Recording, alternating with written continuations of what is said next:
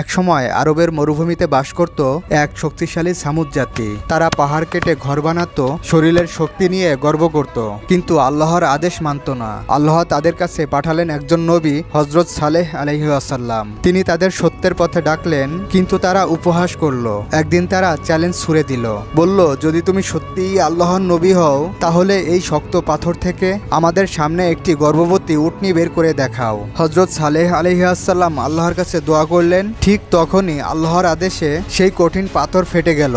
সবার চোখের সামনে সেখান থেকে বেরিয়ে এলো 10 মাসের গর্ভবতী একটি সুন্দর উটনি। লোকেরা হতবাক হয়ে গেল।